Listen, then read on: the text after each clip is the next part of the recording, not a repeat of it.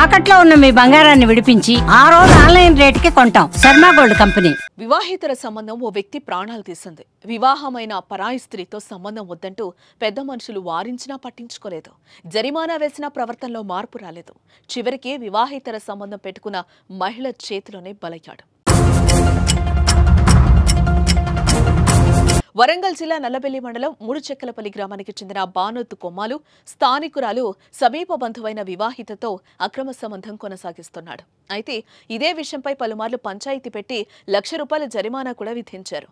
కానీ కొమ్మాలు ప్రవర్తనలో మార్పు రాలేదు. మరోపక్క ఇదే విషయంపై వివాహిత భర్త కూడా కొమ్మాలును పలుమార్లు మందలించాడు. కానీ వాళ్ళు ఎలాంటి మార్పులు లేవు. దీంతో భార్య చేసే పని వల్ల తన పరువు పోతుందని, చనిపోతానంటూ వివాహేతర భర్త బెదిరించాడు. దీంతో భయపడిపోయిన భార్య నువ్వెందుకు చనిపోవడం, కొమ్మాలునే లేకుంటే చేస్తే సరిపోతుందంటూ భర్తను రెచ్చగొట్టింది. దీంతో భార్యాభర్తలు కొమ్మాలు హత్యకు ప్లాన్ చేశారు. ఇక ప్రణాళికలో భాగంగా కొమ్మాలకు ఫోన్ చేసిన సదరు మహిళ తన భర్త లేడని, మొక్కజొన్న పెరడు వద్దకు రావాలని కోరింది.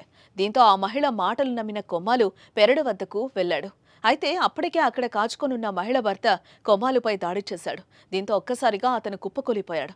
అనంతరం పదునైన కత్తితో పలుమార్లు పొడవడంతో కొమ్మాలు అక్కడికక్కడే మృతి చెందినట్లుగా తెలుస్తోంది. అయితే మధ్యాహ్నం ఇంటికి వెళ్లిన వ్యక్తి రాత్రైనా ఇంటికి రాకపోవడం, సెల్ ఫోన్ స్విచ్ ఆఫ్ వస్తూ ఉండడంతో కుటుంబ సభ్యులు ఆందోళన చెందారు. స్థానికుల సాయంతో కలిసి పంట చేనుల్లో వెతకగా మొక్కజొన్న చేనులో శవమై కనిపించాడు. దీంతో వెంటనే స్థానికులు పోలీసులకు సమాచారం ఇచ్చారు. అయితే మృతుడి భార్య ఫిర్యాదుతో కేసు నమోదు చేసుకున్న పోలీసులు నిందితులను అదుపులోకి తీసుకున్నారు. వారితో పాటు మరికొంతమంది అనుమానితులను కూడా అదుపులోకి తీసుకుని విచారిస్తున్నట్లు సమాచారం. అయితే ఫోన్లు అలా మాట్లాడుకుంటూ అట్లనే పోయిండు సార్. నా భర్తకి ఎట్లా చంపిండ్రు సార్ వాళ్ళు, ఆయనకు ఊరి శిక్ష పెట్టిండ్రు సార్.